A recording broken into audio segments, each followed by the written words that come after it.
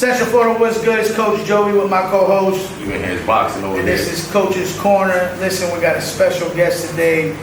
I need Sanford, Florida to stand up. You heard me? This is a guy that I got to watch come up as an amateur, and I got to watch him grow, become a pro where he's at, man. And his nickname, they call him 2SMOOVE. So we got to give him a round of applause, Mr. Corey 2SMOOVE Markman. Appreciate you, Joe. Yes, sir, man. I've been practicing that. Yeah. Listen, man, this is something we've been talking about, doing Coach's Corner, right? And what I wanted to do was create a system where it was coming from a coach's perspective. I think a lot of the podcasts we get are guys that are not in the trenches. You know what I'm saying? So they're asking questions that, okay, it's cool, but I want to get more in depth where people understand when we talk about as coaches and fighters how hard this shit is, how hard you got to live it. That's what point why I wanted to do it. You know what I'm saying? For sure. So, 29-7? Something like that, yeah. What does that ring a bell to you? You know, after you get about like 10 amateur fights, you just stop counting at that. it just turned to experience for the pros, you know. So did you do local shows or you just did the big shows? Mostly local shows. I didn't do too Local many like national tournaments, stuff like that. You know, I did PAL, Golden Gloves, like every amateur boxing, but I didn't go like traveling for You it. didn't do the nationals? Yeah, I didn't do nationals, you know what I'm saying? Why is that? Shit costs too much money, that's why. I mean, but I never really had a desire to. Once I learned like amateur boxing style is way different from pro style, I just was using amateurs as means to get experience of being in the ring. And it's funny that you said that because I remember the first time I met y'all too. Me and Rashad met you guys in Daytona, remember? It was like Bo show, I think it was. Yeah. And the first time I was watching him fight, I was like, told Rashad, I said, man, he can fight. But it's good that you just said that because I didn't look at you as an amateur. He had already had a pro style. Now, going to that, it's to you, Angus, was that your goal when you started him as a fighter? Saying, hey, do you want to be an amateur guy or do you want to be ready for a professional side? Honestly, it was I just had him fight like how I was fighting, man. You know, I started later, so I slowed it down early, trying to grasp more what I was doing. Since I was training him, it's kind of How old was Corey when you started training? 8. 8? Started fighting on 12, I think. Yeah, first fight at 12, turned pro at 20, turned 40. So it's funny that he says that y'all was both fighting because I want to see if I was doing my homework now. So first father and son duo, Gil. Remember that night? Yeah, that was crazy. Yeah. So were you working his corner and he was working your corner? Like, literally. That's crazy. That's funny. And then he fought 40, right? Yeah. And then, you know, he was in my corner with wrestling still. How was that feeling, man, to get, you see LeBron playing with Ron, Yeah. you ask yourself, how's that feeling? Nah, How's that feeling like that? It was fine. It's definitely a cool thing to like say that we did that. You know what I'm saying? It would be cool to try to get him to make pro debut. Hey, chill out, man. Chill out. Come on, man. When we get all that, listen, I still wait for me and him to dance to keep talking about it. But no, I think at this stage, I think his focus is definitely getting you to that next level. You know, because going into me and Chino constantly talk about the father and son duo, right, and how it can help or it can be a detrimental to the fighter. You know, I would like to say that watching you two over the last, what, it's been like 10 years, 10 plus years probably, that I haven't seen that from you two. I think there's a very good, Chemistry. being a coach, I can see where Angus draws the line. Like when you guys step in here, it's coach. For sure. When you go out the door, it's dance. But you guys do bump heads, I would imagine. You guys stay bumping heads. Father and son. But again, like he said, he draws the line as the coach. How do you? For sure he draws the line, but if I get hit hard enough, you know, that's still my dad. He can be like, bro, don't do that again, don't make me turn to that. You know what I'm saying? But at the same time, it's not like, oh, I'm trying to protect you. It's more so, don't force me to do nothing that I don't want to do. As far as, I have to go beat your dad and beat his other dude up. You know what I'm saying? Well, the good things too, though, you see a lot of dads like Bill Haney and Tio's dad, and they're very obnoxious. I think they want more of the limelight for themselves in the fight. Yeah, I ain't trying to have my own personality like that. If anything, I want to be known as a solid coach. You as a father of a coach, when you see stuff like that, how do you what goes through your mind and like? I mean, that's like, so like, I understand very small parts of it. I understand being excited and hype in the whole theatrics of building up the fight, but like, they the ones fighting, bro. Like, you can't really. So like that whole Devin and Ryan fight, I think Bill killed it for Devin because he was talking all that somebody with body bad. But your son feed off your energy. Your son ain't like that, so you can't get to talking like that, and then look what's gonna happen. You feel me? Like, you gotta be able to understand that this is their show. Step back and What you put into the air is what he has to hold. Yeah, bro. So if you saying knockout, he got to come in the knockout. Right. Oh, you don't want to look like that, like the ass. And believe it or not, Right. that does play in everybody's head, right? Mm-hmm. If we out there talking that shit, and you come in here and lay the egg, now we're like, damn, Right. what would you do? You Right? talk like this weekend. Everybody talk. Yeah, nobody did that, right? Yeah. Now, I noticed coming up as an amateur, and I think we all got to fight on Undisputed, right? I noticed you fought on Undisputed there. What made you connect as going as a professional? Because I saw him turn professional as a promotion, and then you were turning pro. What made you guys lead in to go together? I think it's more of a comfort thing, because we had fought in amateurs on so many cards, and it's not only business. Me and Undisputed, we turned into a family at that point. You know what I'm saying? I feel like he's not going to lead me wrong as far as, I'm just going to throw you out there and try to make money off of you, and because I know you're talented and whatnot. I feel like, he's going to try to steer me in the right direction as he has been doing. It's good you said that, because I think that's what's hard for a lot of fighters and teams to get promoters. Yeah. We understand it's a business, but at the same time, there's doing business, but being passionate and understanding, like, look, whether we win or draw, I'm going to lose. Right? Because I think as coaches, sometimes we know that's boxing. I think people don't like talking about whether that loss comes or not. But the reality is, I'll use my example with Alex. We can lose 10 times, but what the effort he gives, I would reward him 365 days a year until he retires. As long as he wants us there, be there, we ain't going to. Was you Undisputed first night? I don't think so. I was one of the first, I think. But I don't think I was the first. It might have been I think it was Danny. Danny's first. I think it might have been Danny. So to some that might not know, Undisputed is Anthony Ravello. He was actually one of the top promoters as an amateur, and we got to say we love some shows. He did an amazing job on some shows. I went once, and it looked like a pro show. They did. That's what Bruce said. He did a really good job with preparing guys. He used to have press conferences. And he would say, I've seen him do more as the amateur side, but there were some pro companies that moved on that didn't do that. Yeah. Right? Them guild shows used to be crazy. Yeah. The whole big shows used to be crazy. And now it's good to see him coming up and doing the pro side, because everybody that sits on the outside can actually see what he's doing. Yeah. You like homegrown talent, and that's homegrown. That's homegrown. It's homegrown talent. Well, you said something important. When you're in the trenches with somebody, you're working with somebody, like anything, dad or not, you guys are bump heads, coaches, trainers. We all bump heads because we're not yes men. Right. Those are making good people, right?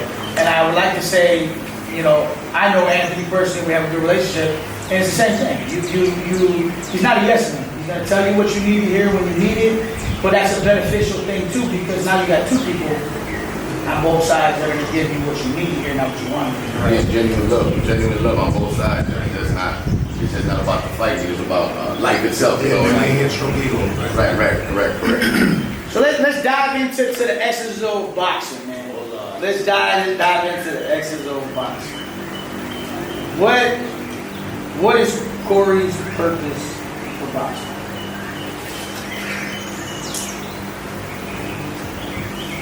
Better yet, the question is, what makes Corey him? The fighter. He be saying him. I'll never say that. I just hear it. But I say Corey's purpose, be known as one of the most dedicated, talented fighters to ever do in the sport. But not only that, but did it his own way, not trying to copy nobody's style, not trying to model himself after nobody, being Corey Markman in the most genuine way possible. But now that piggybacks on what your question was. No, yeah, it was basically, what makes what Corey him, how do you go about your day, to stay grounded? In other words, like you said, I don't say that I'm him, everybody says that I'm him, you know what I'm saying? How do you keep yourself grounded? Because there's so many, especially at a young age, as you know, a lot of people start smelling their own piss. Yeah, like a lot of people are gonna try to big you up all the time, and you can take that in always, but you also have to know like where you came from and what you're currently doing right now. Like, not too long ago, my dad had to give it to me, bro. Like, stop letting other people around you try to big you up and make you think that you're something not, because then you're gonna get exposed, and you don't want to be exposed in the biggest way possible. You have to keep a select few around you that knows the real you, so you can stay around you. Dad, my best friend, people that be in the gym with me, see me grind every day. Those people are the people that's gonna keep you. You can't play into the crowd or try to please everybody just because that's what they want to see. You gotta be you. They want to see you be you. They don't want to see you try to be somebody you're not. You know what I'm saying? So you gotta stay genuine. Because I think what we don't want to misconstrue, which a lot of people do, because I think we're going into this like Shador thing of everybody talking about he's arrogant or this. Listen, boxing is a borderline of confidence, arrogance, and because you're the only one that goes in there, right? You're the only one that's going to believe in yourself, and then next to the team that's behind you that are in the trenches every day, right? So it's good to understand that you're saying we're not talking about the humble aspect. We're talking about you got to have a different mindset when you get in here. You know what I mean? And I think looking at your dad, that's what separates good coaches is he's not the yes man. I was gonna say, you just gotta. I tell people all the time, just trust your trainer, man. I got the best trainer in the world right now. So, shit. Listen, what was our debate last year? We had, remember who was coaches of the year between Dewell and Mark, was it Mark? Yeah. Dewell, Mark, and Anderson. Yeah. And I had said, to me personally, just because at that time we were all taking 50 advice, everybody else wasn't. Right. So, and at that, the difference was is that you guys won. Right. So now you got to get that credit for getting in that pain and getting to that point. You got another. We're gonna get to that. We're gonna get to that. Well, so we're gonna get to you 10-0 now, Corey, 7 KOs. Number 9, was that number 8? Was that number 8, right? What? And the draw. Number 8 was the draw. All right, you were going into that fight, No. Number 9 was the draw, but then we met this 10. Yeah. But yes, going into that fight, I know you guys prepared well. You see in the ring, you heard them scorecards, and the decision came back. And what went through your head? You said it? What the fuck? Literally, I was like, man, what the fuck? You were anxious. I know you was emotional back You there. see me? I honestly thought I had bullshit. I thought I had that. I still to this day think I won that shit. You know what I'm saying? Well, a lot. No, we all did. I didn't make it to that night. I bought tickets after y'all that night by my son at a football game, but I did watch it on TV, and I did think you did enough to pull away. I did think you did. But I want to rewind it back just a little further now. I know as a fighter, because being around you guys a lot, I know at that time you didn't get your just due yet. Like you were waiting. Like people, I don't think people give y'all credit enough because you guys are a lot like Team Mosley. What I mean by that is that y'all ain't about no bullshit. Y'all ain't scared of nobody. Y'all ready to get in the pain. And sometimes that's what's good for the promoters because they got to stop us from being us, which is we get in the pain anybody, right? But I know at that time, Alex and Benny had got that moment. What were you sitting back on the outside, knowing for the people at home, you fought both of them before? Sitting on the outside, how were you feeling like, damn, when's my moment coming?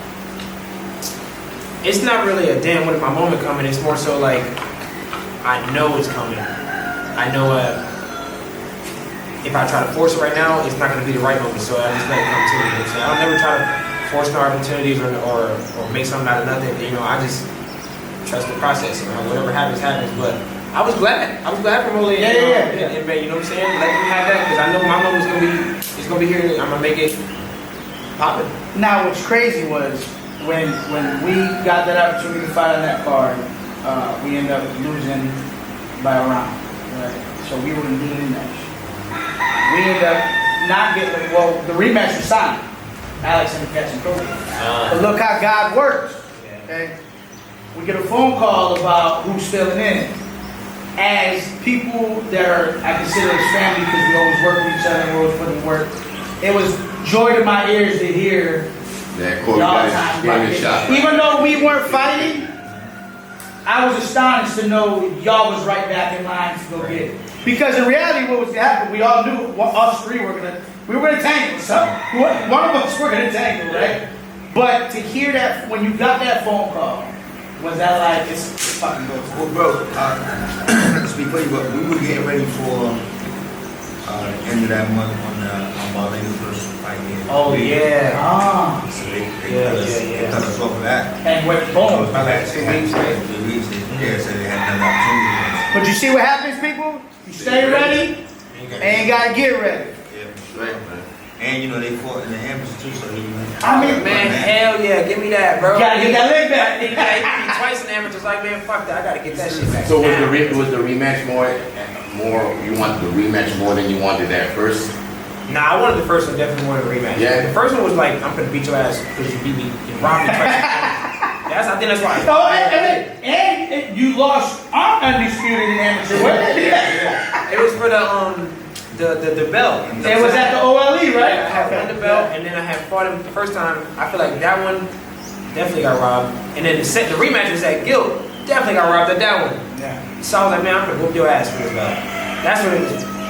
So it was emotional for you that first The one. first one was definitely more emotional, but then the second one, I was like, man, nah. Stuck the game, man. You know, we don't fought right out to beat your ass. Now I'm gonna really show you. How did it feel, man, coming out to 17,000 people? I seen the video, you know, because I watched the videos, you know what I'm saying? I can see you're big, man. What is going on inside? I think my hair is standing up. Because that's how you must have been feeling, just soaking that in, man. When I first walked out, I looked up. I was like, God damn, it's a lot of people. But I was locked in. It was just a split second. I was like, God damn, it's a lot of folks here. I better not get beat up. Shit. But then I was like, nah, okay, we got a mission to do, you know. And then anywhere I fight, I always try to find my mom, you know. And then everybody else's faces were feeling I couldn't find her. Just a sea of people. So to me, it was just an empty arena with me and him and then my team out there. So I just want to go out there, whoop his ass. I think everybody's gonna feel it. I think the most iconic out that night from yourself is when you walked up the stairs and you just stood at the ropes and you turned around and just. I was looking for my mom. Hey, that what you was doing? I was like, It looked like you was just soaking in. But again, no, I was soaking it in, yeah. People who don't know, it looks like you was like, damn, it's like this many damn people. That's what it was when I first walked out the tunnel. I was like, God damn. That shit real, right? A lot of people out here. during the fight, well, I can tell he was kind of nigga, you fighting. Hey, I was fighting. Wait, I promise you, I was locked in, but I was looking for my mom. So now to you, Coach. Starting at 8, you know, he says he wants to be a fighter, then he did become a pro fighter. Then I'm sure his aspirations, Dad, I want to be a world top champion. How did you feel walking out that tunnel and watching him walk out in front of you? I ain't gonna lie, it was fire, bro. Yeah? Was that emotion inside, like, damn, my boy's doing? Yeah. Right. So like, kind of up until that point particularly, I kind of been guiding him off of kind of a little bit of experience. Like I fought, I done broke ribs, I done fought injured, I done cut weight crazy in 2 weeks. I did all that. I ain't never fought in no stadium. I am not for you, son.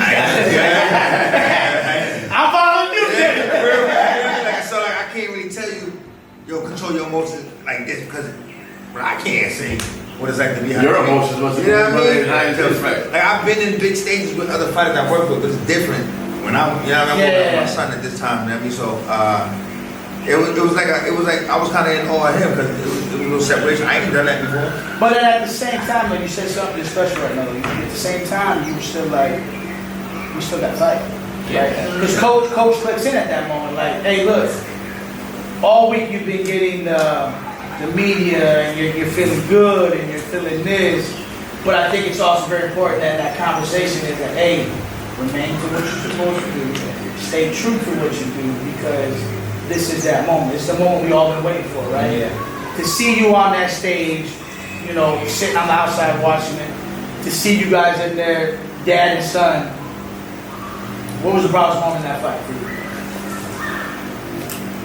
I think middleway through the fight, because I was kind of coaching him every round, and like he going out there, so like I think it was like round 3 or 4, when he kind of hit his little Coachescorner stuff. I like, bruh, get loose. You say, yo, yeah, he in his fucking bag right now. Yeah, he was because like, when he did that, I said, let's fucking go, Corey. Yeah, Let's go. Just like, yeah, just let He got that shit into go. a rhythm. He just got into a rhythm. Yeah, he's like, yeah, just let that shit go. I'm like, yeah, let it go. He's like, yeah, just let that shit go. And then he went out there and did that. You know what I mean? So it was like, yeah, bro, like we believing in our own shit at the same time. Not that we did, but you know what I mean? It's like, yo. No, because I think you see what you see when you see what's in training, and you see him do it in a fight. That's when it's like, oh, he get it. Yeah. He get it. Because being a coach is sitting on the outside from the first fight, right? And then we talked after the first fight and ran to each other.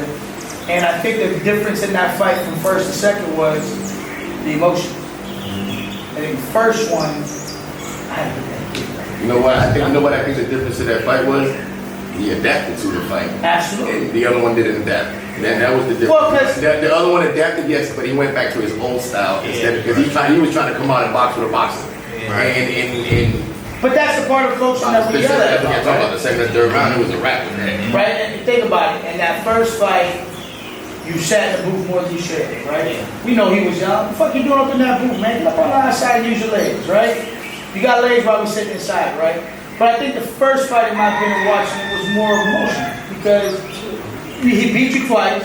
You want to get back. Now, even you doing what you weren't supposed to, I still thought you won, right?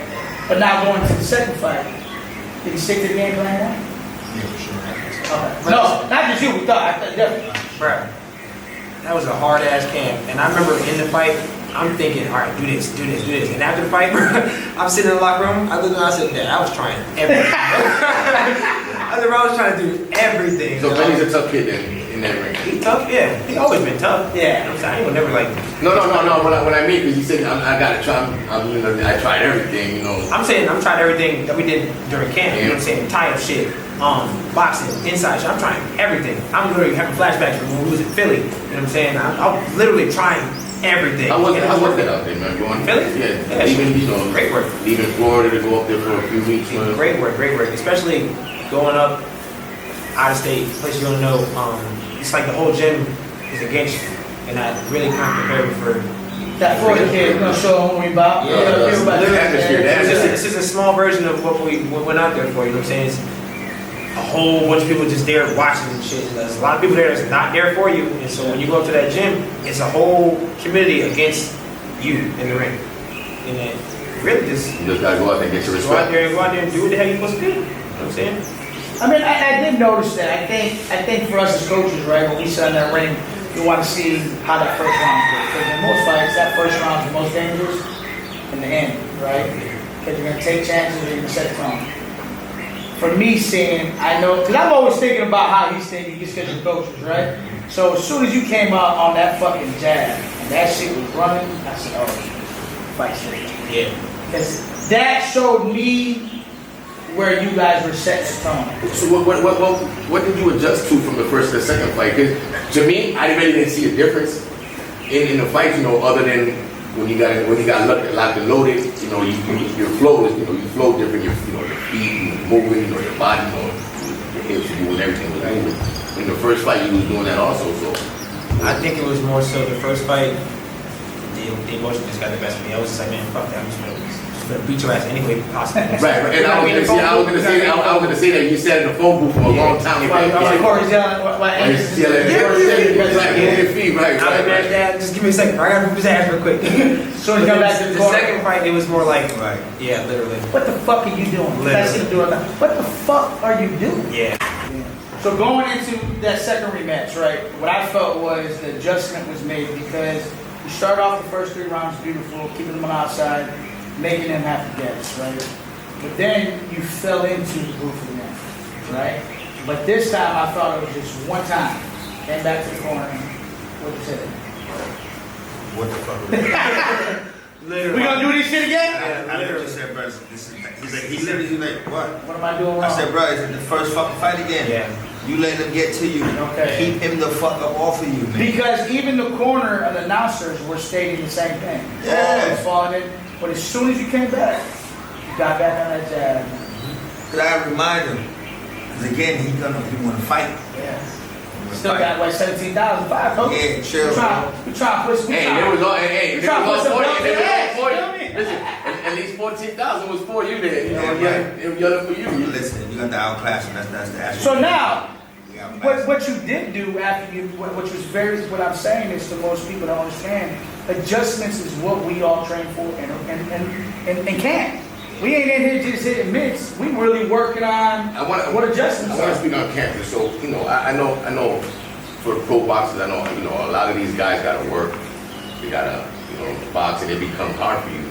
How do you go, and how does it come with this, you know, how do your sponsors factor into all this, you know, to get sponsors and to, you know, to help you out? Because again, you can't do this on your own without the help of the sponsors. It's gonna sound funny, but bro, all I do is show up to the gym. I leave everything up to him. Okay? Typical fucking fighter, My right? coach, my manager. Manager slash. So let's ask you the question: how do you go about it, man? In your sponsors, how do you get to get these sponsors to help you guys out? So we got one sponsor now. Shout out to GCS, John Herman. He been really jumping on board helping us out. You know, as What's he do? he was like an AI computer company. Oh, okay. Yeah, but like he bought into Corey. Like Okay. we seen training with him. I saw you at chiropractor. Is that part of your team too, or? You got it from this Oh, so Yeah. there you go. Yeah, he hooked us up with that too, man. Like now, you know, the fights is getting longer, the rounds getting longer, can't get more deep. So I really got to lean on the sponsorship. Supplements.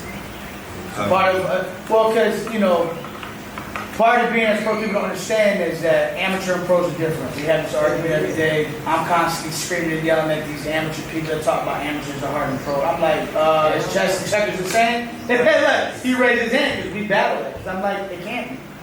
There's amateur sports and there's pro sports. No, I think it's the same, but I think it's Shit, he asked you a question. No, listen. I think for the amateurs, I think it's hard because they got to depend on everybody else to get you to sparring, to get you here. You know, if you want to go to a tournament, you got to depend on mom and pops. And mom and pops ain't got, you know, so there's a lot of factors into it where the difference is. But again, like Joey spaced out, you know, these pro fighters, if they don't work, they don't eat. So this is what I put to him to understand this. You guys tell me how true it is, right?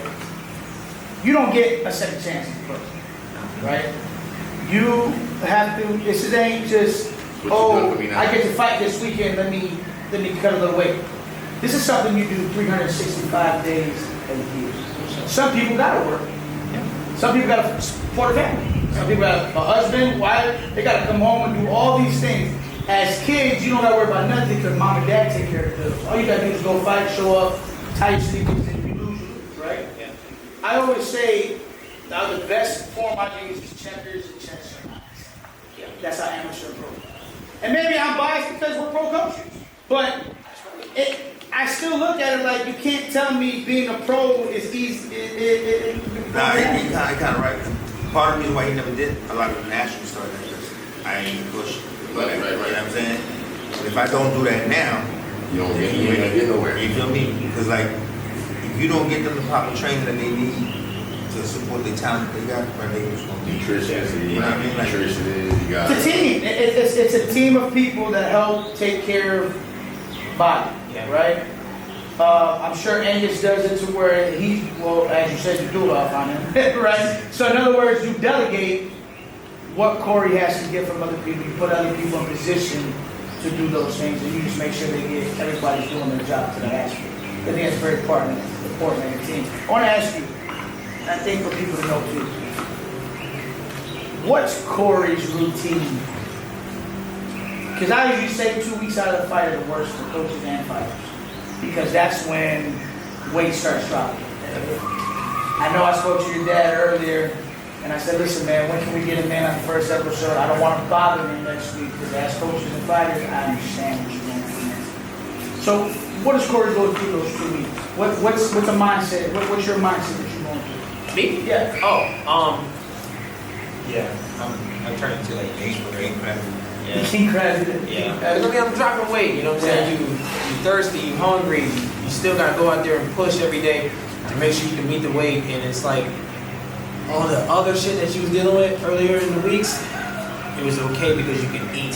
And you know what I'm saying? You can properly rest and whatnot. You know what I'm saying? You're sleeping, no problems throughout the night. And when that weight start coming down, that's when the pressure starts to come. I can imagine that's when you guys really end up bumping heads. And it's like, God, You don't want to do shit. I don't want to do nothing. You don't want to teach class, the kids. I don't want to do nothing. I just want to show up, lose this weight, go home, take a nap, and then go back to the gym. So today, like, hey, we still gotta keep these motherfucking lights on. Yeah. He's like, what the hell? He goes like, nah, I'm cutting weight. Whatever, I'm cutting weight, bro. You knew you was cutting weight 6 weeks ago. Well, I wasn't cutting weight 6 weeks ago. That's You the knew thing. the date was coming. I knew it was coming. However, I wasn't doing it. See, Shit. this is what we battle all the time. So you gonna act like we ain't been in cast for 8 weeks now, huh? Yeah. You know what I'm saying? So now, as dad / coach, when 2 weeks are out, are you locking in that same mental state as he is? Like, Yeah. He be fighting. Yeah, I be in it. Not literally just him, all my fighters, literally, but like, sure on edge with everybody. I'm in there with them. They just take the blow, but I'm in there with them. Yeah. That's why I be typing in the corner. Cause He I'm go in through there. 6 shirts in Hell a yeah. session. He be fighting with us. Hell yeah, I'm there. He go in and put a trick in in there there. mentally. He be in there getting hit. That's good, man. I like to say I do the same. I used to do that with Pierre and MC and all. Get in there and get touched up. You know what I mean? It makes us still feel young. Yeah. You know what I'm saying? That's all it is. I only give him 2 rounds. But you gonna get the best too, though, man. Shit. I ain't got that no more. Nah. You gonna get this jab touch That's too, right. though. I'm gonna take the Now you two sit rounds. back and you be like, ah, he got me there. I be having to remember, like, yeah, this is my coach. Like, I can't really try this shit That's cool. on him because That's all right. he gonna see the shit coming. You know Leave me alone, what I'm man. saying? He got that old man time. Yeah. Day of fight. It's a 2-part question. Day of fight. I want to know what your routine is and what your routine is. Day up, Day of. I'm Day of. chilling all day. When you wake up, I'm waking up, go get some breakfast, go back to the room, chill out. Go get some lunch, maybe like 5 hours before. sleeping or are we watching? Or? Do you like set up rehydration for yourself? No. Whatever I get to, you know what I'm saying? I don't try to blow up. I just try to feel normal. You know what I'm saying? I'm playing the game, bro. Shit, I'm on PlayStation. Okay. Chill, bro. Yeah. What about you? How you like? I make sure he good. Yeah. We're on top of He be that. texting me. Yo, you alright? Yeah, bro, I'm cool. How you wake up? You good? Yeah. Do you set a motivational quote like this It's like, morning? how you feeling, champ? And then he'll put his fight post up. Yeah. I usually got a spirit animal. Yeah. Okay, so see that's what I'm saying. It's good for everybody to see, man, that I grew up playing sports, so I was always on always had superstitious stuff. Yeah. Right? Yeah, baseball. Same socks, same whatever it was in football. If we won, I kept the same undershirt. Once we lost, that shit was in the garbage. Right? I think all athletes we have that thing, so it's good I to got see. that. I got some You got it? I got some fight up there. Okay, that's what I was going to ask you. Yeah. My next question was going to be, what is the superstition that thing that you go into? I got some fight underwear and all the up to my right little underwear. See? Fight underwear. You Now know that you got to get a certain design or some shit. No, it's gonna sound crazy. I've been wearing this underwear since I fought at the oil league. Since I fought Benny the second time at the oil league. So he dirty right now, guys. No, they actually don't have no holes. But now let me ask you. Now, so those are your things. So now, if you lose them, do they go or you still? Nah, they rock with me. I done lost them before. Okay, so it's just your thing. I'm wearing Okay. them. What about you? Oh, so your spiritual animal thing. Yeah. How I feel, that's usually, I try to channel that in here. That's how we fight this week, bro. Yeah. Whether it's silverback or whatever I post on my We on tomorrow, that- we on that whatever I post bullshit. tomorrow, that's Corey, what do you describe your style as? You? Slick counter puncher, power puncher. Power counter puncher. Power kind of Yeah. punch. If I'm gonna make you miss, you definitely gonna feel it when I get it back. But I'm not gonna go out there trying to. You got a tough fight coming up, man. Here on May 9th at the Career Royale. What you know about your opponent? He coming to lose. He 10-0, come from California. I know he Mexican, but he don't fight like a typical Mexican. He try to box, and that's gonna be a downfall. You know what I'm saying? You can't box with a boxer. That's not nobody like that. If you want to make it ugly? I got something for that. You want to try to box? Definitely got something for that.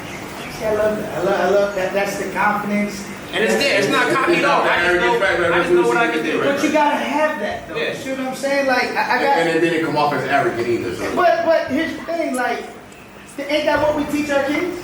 You know, ain't that what we believe in yourself? I just believe in myself, man. How can you get mad at somebody who believes in themselves? When the people say get humble, what I gotta get humble about?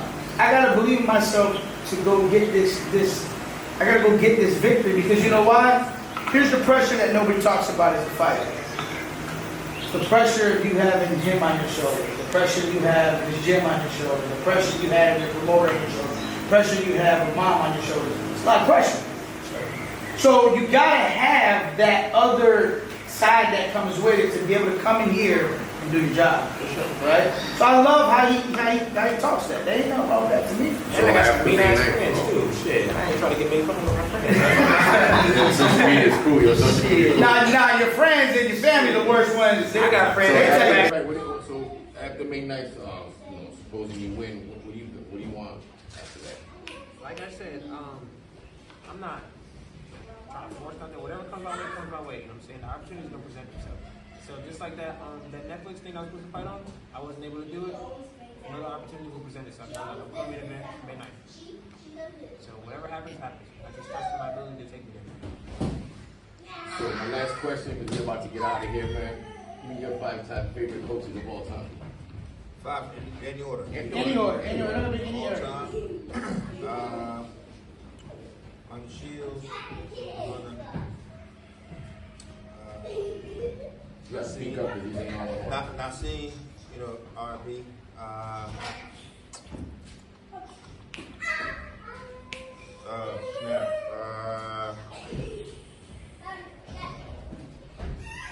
I like Cuss for his structure of teaching.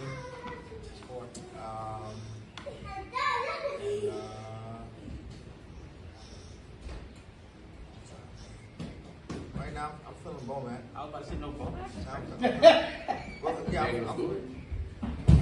Sure punch in that right hand. I'm just not. It's a tough question. It's a tough question, man. It's a tough question. Yeah. So now to you, fighters, top 5. Any area. Ain't no gotta be top 10, back, whatever. I'm gonna go Tyson. Okay. I'm gonna go Floyd. Crawford. I'm gonna go Sugar Ray Leonard. Okay. And I'm gonna go.